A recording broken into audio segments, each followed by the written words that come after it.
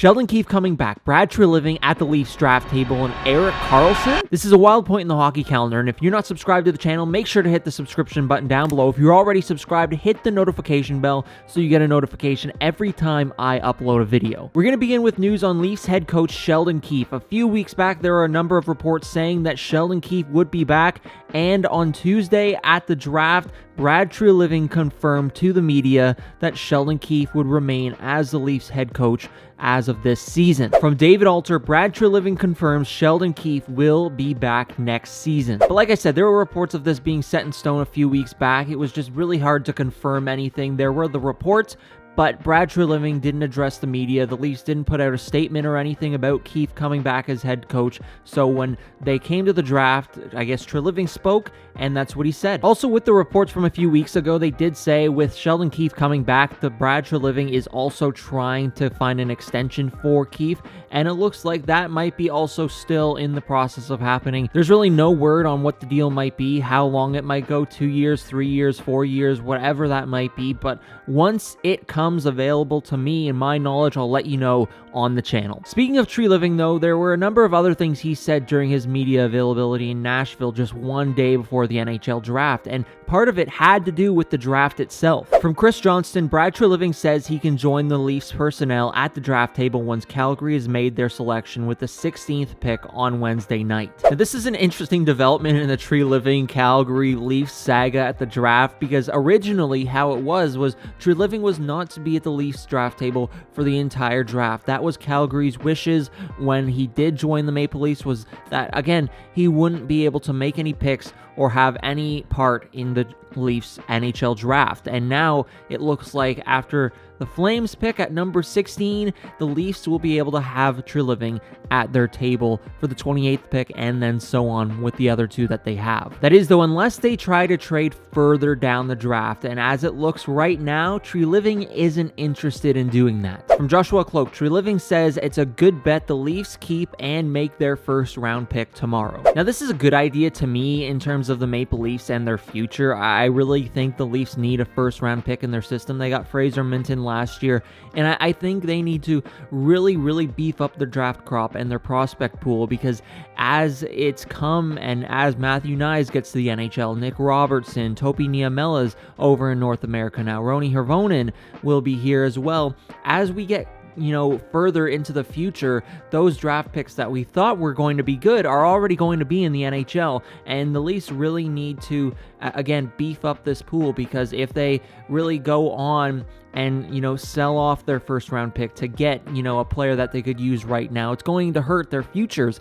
And I do think, again, it's a really good idea that the Maple Leafs stick with their first round selection at 28th overall and don't trade it away for maybe a second and a third round selection on, in the coming days. This is my second video of the day. I'm going to try and have a third one out on who I think the Maple Leafs should take with their 28th overall pick, so stay tuned for that later today. All right, just quickly, as I was editing this video, the NHL released the schedules of all the teams in the NHL, and this is what the Maple Leafs schedule looks like. And this is an image from David Alter showing all of the Leafs games next season. It looks like their longest road trip is at the beginning of the season from October 19th, where they'll face Florida, and they'll end it on October 28th against Nashville. They play in California from January 2nd against the LA Kings all the way to January 6th against the San Jose Sharks. They open the season against Montreal. They close the season against Tampa Bay. And if you're looking for any fun games, they'll be in Edmonton on January 16th.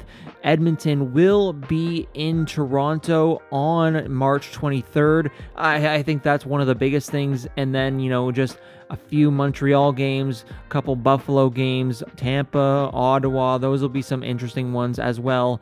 And yeah, it's gonna be an interesting season with this schedule. It looks really weird because it doesn't look like the Maple Leafs have that many long road trips. They have, again, the 5-gamer, they have the 4-gamer in January, they have another 4-gamer in February, and then they had a 4-gamer in November as well. And then you look at their home stretches, they have a nice long home stretch from November 4th all the way to November 11th. They have a home stretch from February 27th to March 6th, and that's their longest ones. And then you look at some of the other games, they have a game on November 11th, Remembrance Day, should be around the time that, the Hockey Hall of Fame does things as well. And then furthermore, after that, there are a few other interesting games. I should also add that the Leafs play in Sweden on November 17th and November 19th, first against Detroit and then against Minnesota. That'll be some fun games to watch, as well as the Leafs again travel to Sweden. William Nylander is one of the players, as are a few more from the Maple Leafs that are from Sweden, and it'll be fun to see them play in their home country on those days. But anyways, back to the video on all of the news surrounding the Toronto Maple Leafs today and heading into the NHL Draft. But now to, what I think could be one of the most interesting, one of the biggest pieces of news in this video. I don't know, whatever you think, but this one is a very juicy rumor. A little bit of backstory: TSN's Darren Dreger and Pierre LeBrun joined Ryan Rishaug in Nashville to talk about a little bit of things, regarding Erik Karlsson, Pierre-Luc Dubois, and where his future might be. But one interesting tidbit on Erik Karlsson was that maybe, just maybe, the Leafs might go down the road and,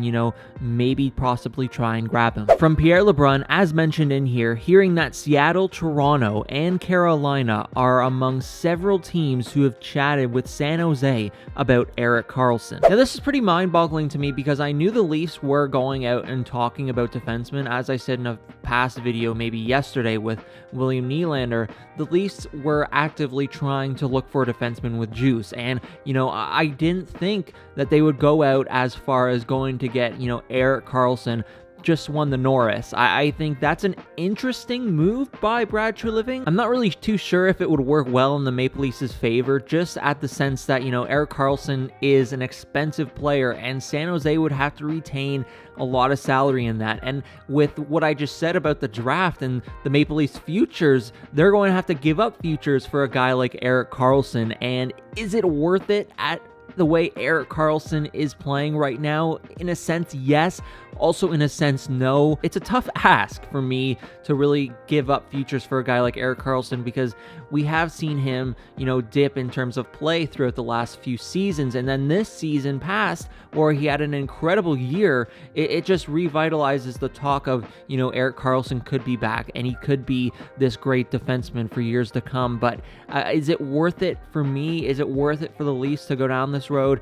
I am not too sure. Like, you think about it, this would be an amazing get for the Maple Leafs. This would be their likely number 1 or number 2 defenseman with Morgan Rielly. This would be an interesting ad for Toronto, but at the end of the day, does it make sense? Is it worth it? Will this help the Maple Leafs, not just for next year, but the years down the road? That's what I'm really trying to think about, and I'm leaning towards the idea of no rather than yes. But let me know what you think. Is this a good idea? Should the Maple Leafs really go after and target Erik Karlsson for a trade? Let me know in the comment section down below, because that's, I think, one of the most interesting things as we creep up to the draft and free agency. Let me know in the comment section down below your opinions.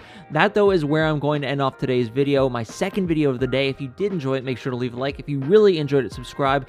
And if you are subscribed, hit the notification bell down below so you get a notification after every time I upload a video. I want to thank you all so much for the support, and there will be one more video out today. I'm going to try my best to get it up very soon on who the Maple Leafs should pick with their 28th overall pick. Thank you so much for watching. We'll see you in the next video.